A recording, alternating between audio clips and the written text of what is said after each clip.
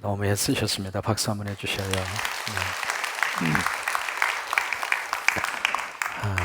그러니까 야곱의 삶을 통해서 하나님의 역사가 어떻게 이루어지고 있는가 그것을 보고 있습니다. 창세기 29장에서 야곱이 그 외삼촌 라반의 집으로 갑니다. 그러고는 이제 창세기 32장에서 야곱은 마음속에 늘 그리고 있었던 자기의 고향으로 귀국을 결심을 합니다.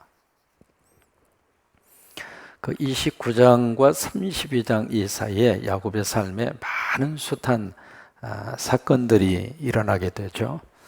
외삼촌 라반의 집에 살면서 자기 마음에 드는 한 여인을 얻기 위해서 7년 동안 우리말로 섭빠지게 고생을 합니다. 무슨 놈의 장가가기가 이렇게 힘듭니까? 여자 하나 데리고 살려고 세상에 7년 동안을 완전히 무임금 그리고 중노동에 이 야곱이 시달리면서도 그래도 참 묘해요. 사랑의 힘이 얼마나 강한지 그 7년 동안을 7일처럼 여길 정도로. 여러분, 사랑의 힘은 우리가 생각하는 그 이상으로 강력한 에너지를 가지고 있는 게 사랑입니다. 뜨거운 사랑으로 하면은 무거운 것을 무겁다고 느끼지 않고, 사랑의 감정으로 하면 힘든 것이 힘든 것으로 느껴지지 않고, 근데 사랑의 이 에너지가 고갈되고 완전히 바닥을 나면 작은 깃털이라 할지라도 무겁게 느껴지게 되고, 사랑이 있으면은 무거운 돌멩이라 할지라도 가볍게 느껴지게 되어져 있는 것이 사랑의 묘약입니다. 그래서 이제 첫날밤을 보냈는데 그 여인이 내 여인인 줄 알고 눈을 뜬 그 다음 날, 아차, 세상 이럴 수가 있을까? 야곱보다도 더 머리 꼭대기에 올라가 있는 고도의 속임수의 구단 라반에게 속은 겁니다. 근데 거기서 이제 한 가지 우리가 깨닫는 게 있습니다. 불 끄고 자면 그 여자가 그 여자입니다.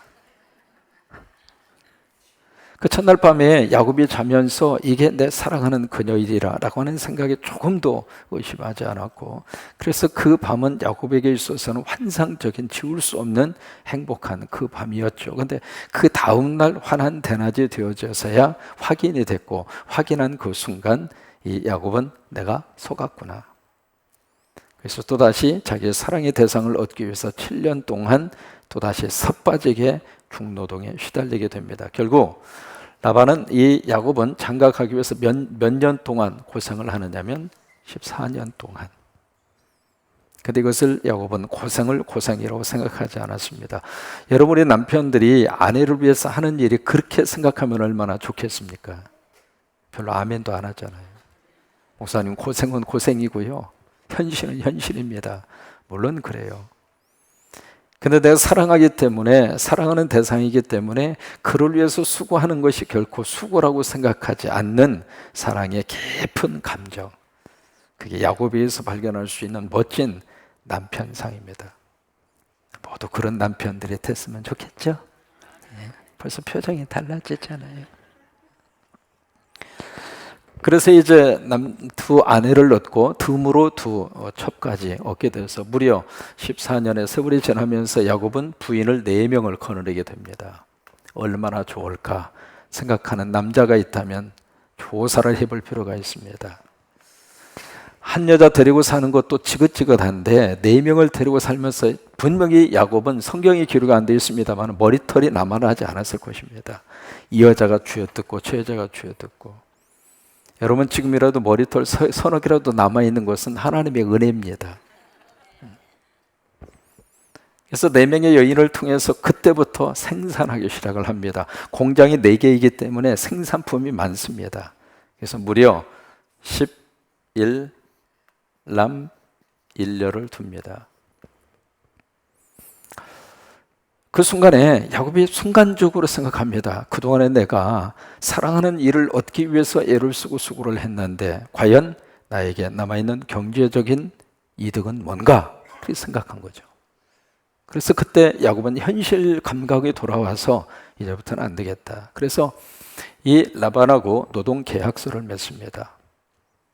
앞으로 내가 당신 일을 하겠지만은 이제는 내가 무임금으로 내가 일하지 않겠습니다. 노동계약을 맺읍시다 해서 양과 염소를 놓고 앞으로 태어나는 새끼, 그 새끼 중에서도 특이한 거, 점이 있고 알롱달롱하고 뭐 그런 점박이, 그런 것들만 내 재산으로, 내 노동의 대가로 주겠다고 하는 약속을 하셔요.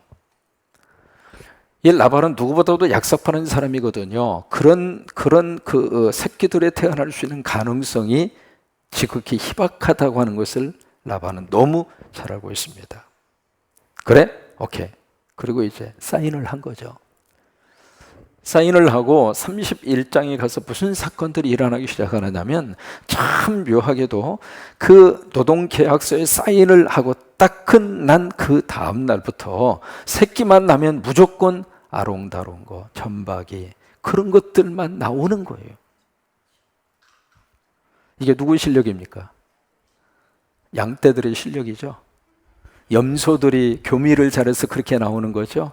누구의 실력이에요? 하나님의 실력이에요. 하나님이 복을 주셔야 우리는 먹고 삽니다. 하나님이 복을 주셔야 물질이 쌓여지고, 하나님이 복을 주셔야 도망갔던 돈이 내 품으로 돌아오게 돼 있고, 하나님이 복을 주시면 우리가 생각하는 생각의 개념을 뛰어넘는 결과가 나옵니다. 그게 31장에서 우리가 보여주는 내용이에요. 그래서 그 광경을 옆에서 지켜본 이 라반이 내가 한 수 속았구나, 그 생각을 해요. 그 생각을 하는 순간 이 야곱은 눈치를 챕니다. 아하, 저 양반 완전히 생각이 좀 달라졌네. 저 사람 요즘에 태도가 달라졌네. 안 되겠다 싶어가지고 이 모든 떼거지를 이끌고 자기의 노동계약서에 맞는 그것을 양떼와 소떼, 염소떼 할 것 없이 다 끌고 밤중에 그냥 말 그대로 야밤 도주를 해버립니다. 야밤 도주를 하는데 그 순간에 그의 사랑하는 여인 레아가 거기에 가정수호신 드라빔이라고 하는 것을 훔쳐가지고 오는 사건이 31장에 기록이 되어 있잖아요. 나중에 그것을 알고 이 라반이 도발대발해서, 그때 떠나기 전에 하나님이 야곱에게 딱 나타나서 이제는 가라. 그러니까 이 야곱이 외삼촌 라반 타향살이를 한 20년 하면서도 그 마음속에 하나님에 대한 영성이 살아있었다, 그 말이에요. 하나님의 음성으로 들을 수 있는 사람은 그 안에 믿음이 있다는 이야기입니다. 여기 우리가 숱한 많은 소리를 들으면서 살고 있잖아요. 근데 지금 우리는 이게 과연 하나님의 음성인지 아닌지 헷갈려요. 야곱은 그 마음속에 이게 하나님의 음성이라고 하는 그 영적 센스가 살아있었다, 이 말이죠. 그래서 결국 그 하나님의 음성을 듣고 결단을 내리고 그리고 야밤 도주를 합니다. 근데 나중에 그것을 라반이 알게 되죠. 알고서 이 쥐새끼 같은 녀석 말이야, 내 재산 다 갈취해가지고 말이야, 이런 식으로 토까? 안 되겠다 싶어가지고 추격을 하죠. 추격을 해서 이 라반이 야곱을 잡아서 촉치려고 하는 순간에 하나님이 라반에게 나타납니다. 나타나서 너 손만 대봐, 내 너를 죽여버릴 거야. 그렇게 나온 거예요. 그러니까 라반이 하나님이 간섭하신다고는 사실을 깨닫고 벌벌 떤 거죠.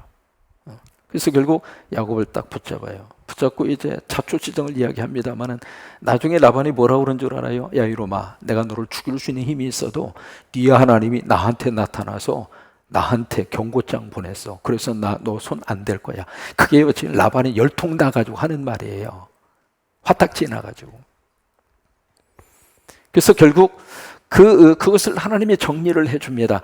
여러분, 우리 삶 가운데 악한 영과 마귀와 사탄이 우리를 공격하고 치려고 그랬을 때 하나님이 막아주시는 역사가 일어나야 우리가 편하게 살 수 있습니다. 이렇게 저렇게 공격해 오는 사람이 한두 사람이 아니잖아요. 그래서 이제 32장까지 왔어요.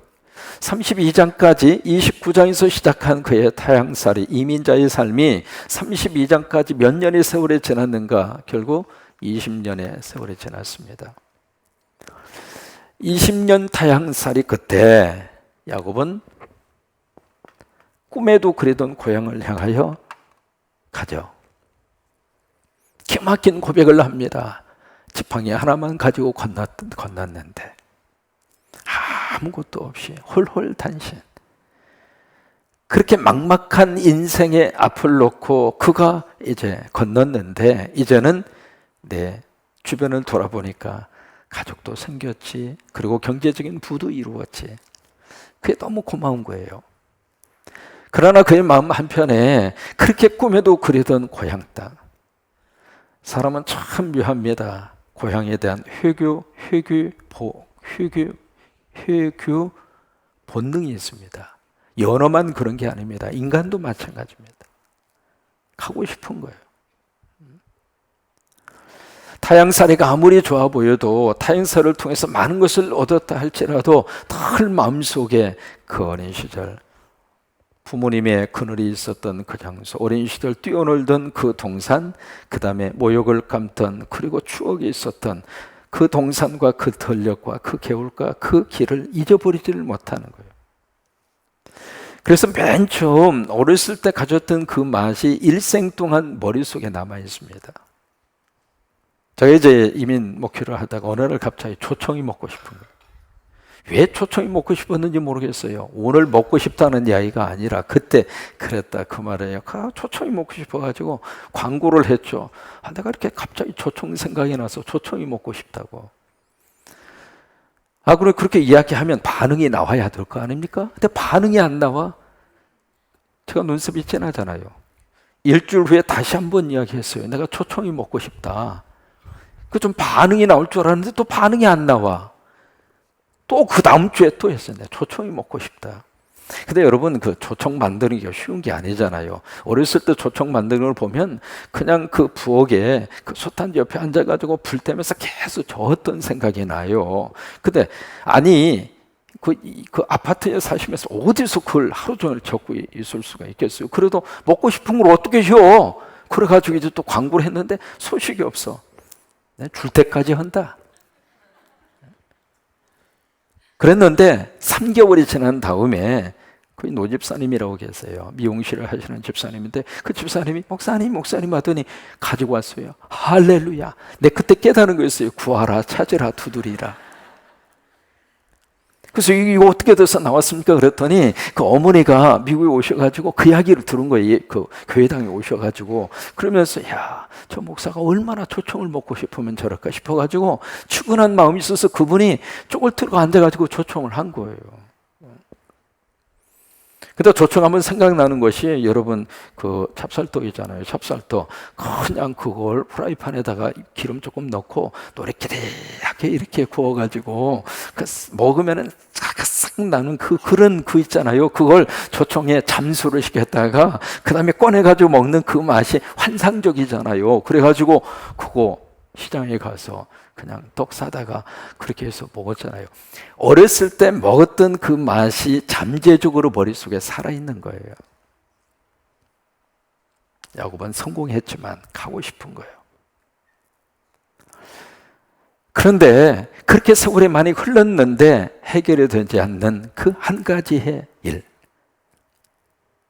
그게 바로 형과의 관계예요.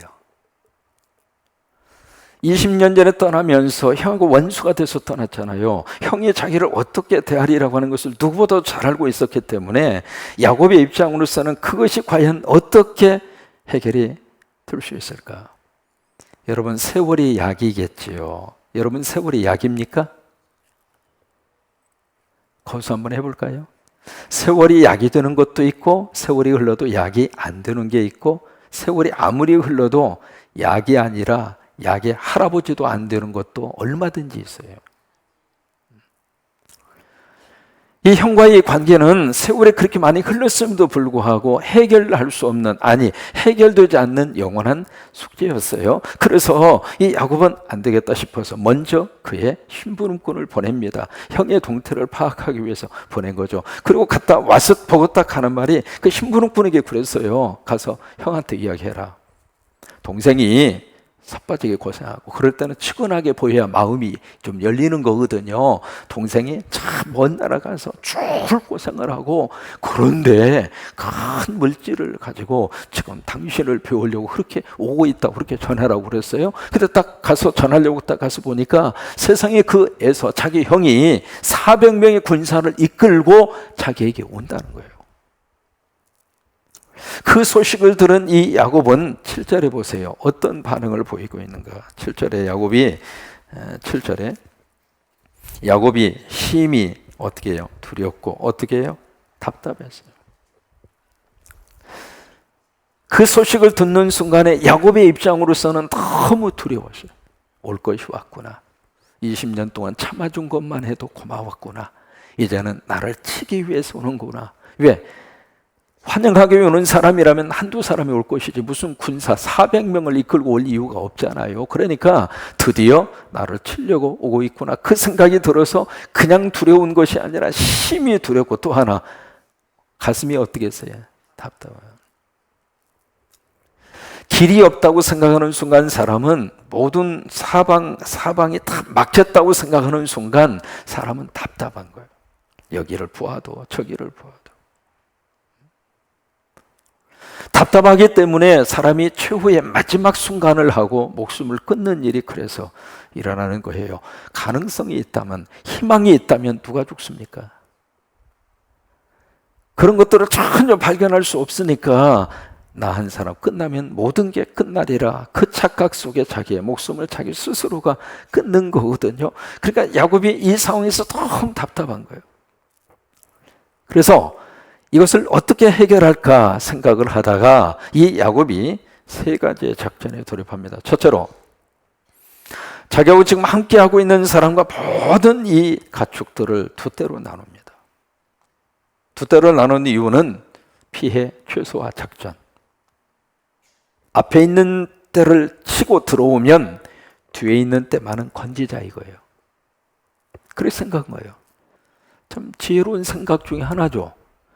떼거지로 가다가 떼거지로 400명한테 죽는 것보다는 어쨌든 앞에 그룹이 당하면 뒤에 그룹이라도 내가 건져가지고 가겠다. 그러면 여기서 여러분 한 가지 큐죠. 앞에 그룹에다가 지금 부인 중에서 마음이 가는 부인이 있고 마음이 덜 가는 부인이 있습니다.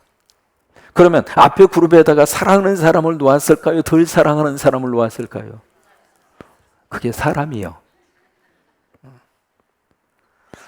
그래서 그 그룹이 치고 그 그룹이 당하는 것을 보면은 두 번째 그룹을 데리고 어쨌든 간에 피해를 최소화해서 살겠다. 두 번째, 그것도 가만히 생각해 보니까 그거 가지고는 부족할 것 같아. 그래서 이번에는 어떻게 하느냐? 아예 선물 공세 작전으로 돌입을 하자. 그래서 여기에 염소, 양, 낙타, 그 다음에 당나귀 종류 다 나옵니다. 이 가축이. 그 계산을 쭉 해보면 몇 마리냐면 550마리입니다. 여러분 생각해 보죠. 선물로 550마리의 가축을 내놓을 정도였으면 야곱이 얼마나 큰 부자였는가. 여러분 지금 550마리 지금 기르고 있는 사람, 한국에서도 송아지 200마리만 길러도 그 농촌에서 여유 있게 살아요. 그죠? 안 그래요? 그죠? 저희 누나가 소를 길러서 그걸 알아요. 여러분 누나가 지금 소를 200마리밖에 안 기르거든요. 근데 그 200마리 기르는 가축을 가서 봐도 어마어마해요. 이게 소가 한 200마리 되니까 새끼를 계속 낳는 거예요. 계속 나가지고 한 번은 동생 그래서 입이 이만큼 해가지고 막 그래서 웬일이냐고 누나 웬일이야 그랬더니 세상에 쌍둥이를 낳대. 소가 쌍둥이 낳는 경우도 있더라고요. 낳다가 보니까 그러니까 한 번에 두 번이나 낳잖아요. 두 번이나. 근데 그것도 암손할 때하고 그 다음에 수손할 때하고 가격이 틀리잖아요. 그것도 한 번에 이제 막 줄상이 돼가지고 막 그래서 왜 그래 그랬더니 아기 낳다가 죽어버렸대. 그러니까 어미도 죽고 새끼도 죽고.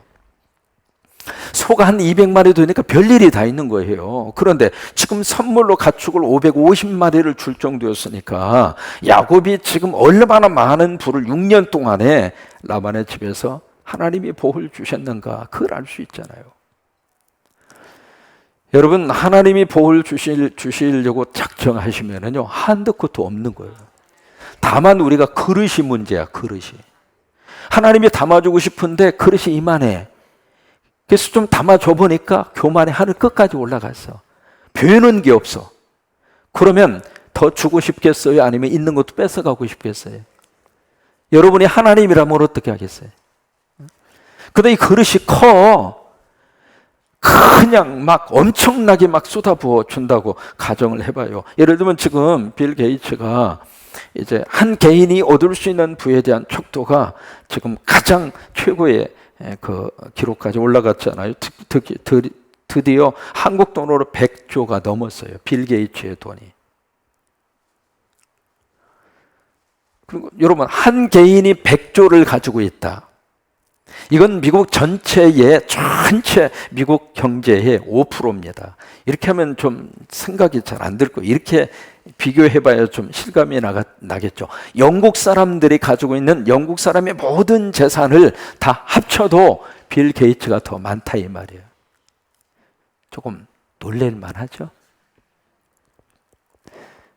근데 이 빌 게이츠가 자신을 위해서만 쓰는 사람이라면 누가 지 돈 가지고 지가 마음대로 흥청망청 하겠지. 근데 빌 게이츠가 참 기가 막히게 자선 사업하고 도네이션에 또 이거야. 그러니까 하나님이 많이 부어주고 싶은데 내 스스로의 내 그릇이, 그것을 담을 수 있는 내 그릇이 이 정도면 흘러버린다 이 말이에요. 조금 있다고 그냥 없는 사람 막 우습게 여기고, 조금 있다고 막 어깨에다가 있는 대로 힘 다 주고, 기부수는 다 해가지고 뭐 그냥 이건 뭐 아나무인도 그냥 하나님도 안 보이고 인간도 안 보이고 아무것도 안 보이고. 왜요? 요즘 돈은 눈에다 갖다 대면 배우는 게 없어요. 돈을 눈에다 갖다 대보세요. 뭘 보여요? 옛날 돈은 구멍이 뚫려져 있었어요. 상평통보. 구멍이 뚫려서 그 돈을 눈에다 대도 이렇게 그 돈구멍으로 사람이 보였어. 이렇게 돈을 갖다가 돈구멍으로 아버지도 보이고 어머니도 보이고 자식도 보이고 형제도 보이고 아내도 보였거든요. 근데 요즘 돈은 구멍이 안 뚫려져 있는 거예요. 그래도 옛날에 저 어렸을 때는 토큰이라고 있거든요. 토큰 세대 혹시 있으세요? 토큰에는 구멍이 뚫려져 있었어요. 토큰에. 근데 그것마저 지금 없어졌거든요. 이게 돈에 구멍을 뚫지 않는 시대, 그다음부터는 돈만 갖다 대면 돈밖에 안 보이는 거예요. 아무것도 안 보이고. 그래서 내가 한 가지 제안을 하고 싶어요. 여러분 가운데 앞으로 대통령이 되시면 물질관을 바르게 잡을 수 있는 가장 좋은 방법 하나, 돈에다가 빵꾸를 내라.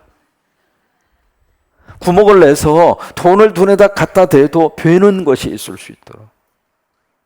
꼭 대통령 여러분 가운데 나오시면 그거 한번 해보셨으면 참 좋겠어요. 재밌잖아요. 그러니까 550마리를 선물로 딱 선택을 하고 어떻게 하느냐? 야곱다운 수를 씁니다. 한 대, 두 대, 세 대, 네 대, 다섯 대. 뭐예요? 앞에 그룹 치면은 또 선물 보내고, 두 번째 그룹 치면 또 보내고, 세 번째 그룹 또 보내고. 뭐냐면 10번 찍어 안 넘어갈 나무 없다 이거예요. 그리고 첫 번째 선물을 만약에 덜커덕 받았으면 그 다음에 또 보내면, 또 받으면 서서히 빗장이 열린다 그거죠. 그래서 두 번째 이 선물 공세 작전에 야곱이 돌입을 합니다. 그러면서 야복 강가, 그 강가에 딱 서서 그 작전을 쓰기 위해서 다 건너보냅니다. 보내고 마지막 세 번째, 야곱이 추후의 작전을 머릿속에 생각합니다. 무슨 작전일까? 여러분 무슨 작전일 것 같아요? 야곱의 세 번째 작전. 얼마나 그랬으면 얼마나 좋겠습니까? 우리는 참 순진합니다. 세 번째 야곱의 작전이 뭐였을 것 같아요? 주랭랑 작전. 다 보내놓고 야곱 혼자만 지금 건너편에 있잖아요. 왜 그랬을까? 지 혼자 살라고. 그걸 어떻게 우리가 알 수 있을까? 우리는 하나님하고 씨름하고 하나님하고 기도하려고 그렇게 이제 야곱하면 그 생각이 머릿속에 들어있어요. 왜? 주일학교부터 그렇게 배웠거든요. 그리고 그렇게 우리가 생각을 하는데 사실 성경을 자세히 들여다보면 야곱이 그런 수준의 사람이 아니에요. 이 야곱은 마지막 세 번째 다 보내놓고 나서 미심쩍으니까 아차 하면 나라도 살자. 그리고 혼자 남아있는 거예요. 그런데 그에게 누가 찾아왔는가 한번 보실까요? 24절. 야곱은 홀로 남았더니 어떤 사람이 날이 새도록 야곱과 씨름하다. 어떤 사람이 등장합니다. 이 어떤 사람이 누구냐면 1절에 보세요. 야곱이 길을 가는데 하나님의 사자들이 그를 만난지라. 그러면 야곱이 하나님의 사자를 만났습니까? 하나님의 사자가 와서 야곱을 만났습니까? 전자입니까? 후자입니까? 후자죠. 그러면 여기 24절에서 야곱이 지금 홀로 남았다는 이야기는 홀로 남아있는 야곱에게 하나님이 찾아오신 거예요. 하나님이 찾아와서 야곱하고 랩스링을 한 거예요. 그러면 야곱이 혼자 있다가 상황이 불리하게 돌아가면 톡 찌려고 생각을 했는데 나라도 살겠다고 생각하고 치호의 작전을 썼는데 그 작전을 막은 사람이 누구예요? 하나님이라 이 말이에요. 하나님이라. 인간적인 생각으로는 그것이 최선이라고 생각했지만 하나님은 아니다. 한번 나하고 한번 이 문제를 해결해 보자 이거예요. 지금까지 야곱은 어떻게 해서든지 형 에서에게 초점을 맞추어서 에서의 그 굳게 닫힌 그 문을 어떻게 하면 내가 열어볼까 그 생각을 하고 1차, 2차에 걸친 그 작전을 지금 생각을 하고 있는데 하나님은 거기에 관심이 있는 것이 아니라 야곱에게 와서 야곱아 너부터 한번 달라지면 안 되겠냐? 이것을 해결하고 이것을 풀 수 있는 문제는 형 에서에게도 있지만은 그러나 더 중요한 것은 바로 너에게 있다. 그러니 나하고 한번 그거 해결해 보자. 하나님이 찾아오신 거예요. 찾아와서 레슬링을 누가 먼저 걸었느냐? 하나님이 레슬링을 건 거예요. 왜? 그렇게 해야 이 문제가 근본적으로 해결되니까. 내가 변하지 않으면 세상이 다 변하더라도 하나도 변한 거 없어요. 근데 내가 변하면 세상은 가만히 있어도 온 세상이 다 변화된 거예요. 안경 쓰는 거하고 똑같아요. 참고적으로 제가 이 안경을 군산 올 때 비서실장이 군산 가면은 우리가 이미지를 좀 새롭게 합시다. 난 비서실장이 하자면 해요. 그러더니 오라고 그래서 그 옆에 있는 안경 메가박스 극장 앞에 있는 안경점이 있어서 가가지고 이걸 맞춘 거예요. 원래는 제가 이렇게 까만 불태이 안경을 안 썼습니다. 안 썼는데 어쨌든 이걸 쓰자고 그러니까 쓰고 보니까 괜찮아 그래서 그냥 썼어요. 썼는데 이게 이제 밖으로 가면은 선글라스로 바뀝니다. 여러분 참고적으로 꼭 아세요. 오늘은 갑자기 이게 선글라스로 색깔이 봐요. 색깔이. 그러니까 딱 쓰고 있으니까 무슨 박정희가 왔느냐고 그러는데 전 박씨가 아닙니다. 차씨입니다. 이게 선글라스로 이렇게 바뀌는 거예요. 그리고 실내로 들어오면 이게 자연스럽게 색깔이 없어지고 그래요. 이게 안경 쓰는 거하고 똑같은 거예요. 그러니까 내가 본질적으로 달라지면 주변이 다 달라 보이는 거예요. 아내도 달라 보이고 자식도 달라 보이고. 근데 내가 변하지 않으면 다른 사람 다 변화되어져 있었어도 하나도 변한 게 없는 거예요. 그래서 하나님은 이 문제를 다른 데서 해결하려고 하지 말고 야곱아, 너 네 안에서 해결을 해야 돼. 그래서 이제 씨름을 걸어옵니다. 씨름을 걸어와서 막 밤새도록 씨름하잖아요. 여기에 야곱의 야성이 그대로 나타납니다. 25절을 보면 자기가 야곱을 이기지 못함을 보고 이게 야곱의 근성입니다. 그러니까 같이 씨름을 하는데 여기에 그 어떤 사람이 누구일까? 1절에 하나님의 사자잖아요. 그 하나님의 사자가 누구일까? 하나님이잖아요. 그래서 마지막에 이스라엘, 하나님과 겨루 이겼다. 하나님이라는 단어가 그래서 나오는 것이거든요. 이 야곱은 이 씨름을 하면서 이 상대가 인간이 아니라고 하는 것을 직감한 거예요. 그래서 마지막까지 야곱은 끝까지 하나님과 씨름을 하는 거예요. 왜? 여기서 내가 이 하나님을 놓으면 난 끝장난다. 그래서 이 야곱의 근성이 살아나서 이기지 못함을 보고 야곱이 허벅지 관절을 쳐요. 옛날 번에 환도뼈라고 그랬죠. 이 허벅지의 관절이에요. 그걸 친 거예요. 유골됐다 그렇게 얘기하잖아. 부스러 버렸다 그 말. 그럼 여러분 보세요. 여기가 깨져버리면 사람이 어떻게 됩니까? 설 수 있습니까?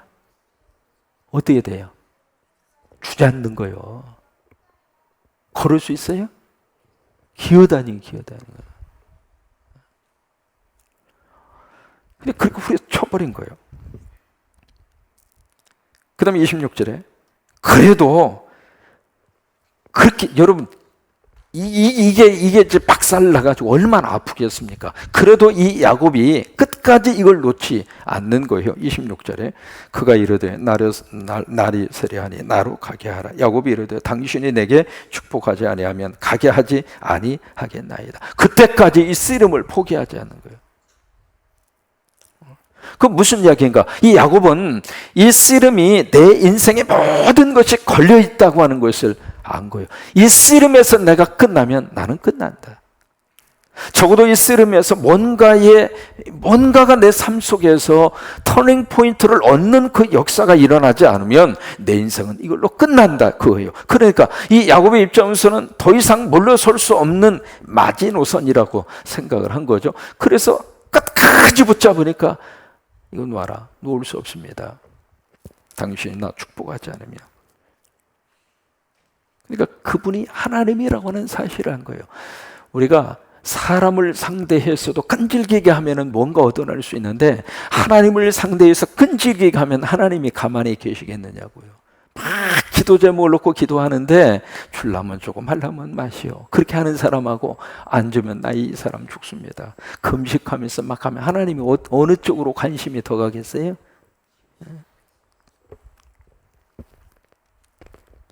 27절 그 사람이 그에게 이르되 내 이름이 무엇이냐. 그 사람이라는 단어가 나옵니다. 그 사람 좀 주목할 필요가 있습니다. 영어로 이제 더 man이라고 하는 말을 씁니다. 영어에 이제 정관사하고 부정관사하고 개념이 틀린 거예요. 더 man 바로 그 한 사람. 그러니까 더 man이 누구냐면 그 하나님이라고 하는 것에 의해서 표현을 하고 있는 거죠. 결국 그 사람이 그에게 이르되 물어요. 내 이름이 뭐냐? 내 이름이 뭐냐? 도대체 이름이 뭔가? 이게 뭐냐면 이 씨름하고 이름하고 관계가 있으니까 그래요. 내 이름이 뭐냐? 야곱입니다. 그래, 야곱 이름 바꿔. 이스라엘을 바꿔. 왜냐하면 이게 뭐냐면 이름이 뭐냐? 그 이야기는 네 존재가 뭐냐 그 말이에요. 사람의 이름과 나는 하나입니다. 그렇잖아요. 나라고 하는 존재를 이 땅에서 유일하게 표현할 수 있는 언어가 있다면 이름이에요. 그래서 이름을 그렇게 소중히 여기는 거예요. 이름을 불러주면 그렇게 행복한 거예요. 나라고 하는 존재를 그 상대가 인식하고 있다고 하는 거예요. 그게. 그러니까 야곱에게 네 이름이 뭐냐? 그 이야기는 너는 지금 네 존재가 뭐냐? 좀 어려운 말이 그렇습니다만은 그 말은 바로 뭐냐면 네 꼬락서니가 뭐냐 그거예요. 넌 지금 누구를 상대하고 사느냐? 너는 지금 뭘 붙잡고 살고 있느냐? 그 말이나 마찬가지거든요. 그게 야곱입니다. 그러니까 야곱은 발뒤꿈치를 붙잡는다 그 뜻이잖아요. 그 이름 고쳐야 되겠다. 이스라엘이라고 해라. 그래서 하나님을 상대해서 이긴 자라고 이름으로 바꿔주는 거예요.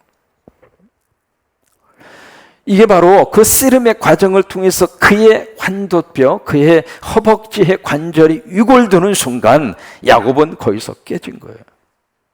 내 인생은 나 홀로 살 수 있는 인생이 아니구나. 그분이 치면 나는 끝장나는구나.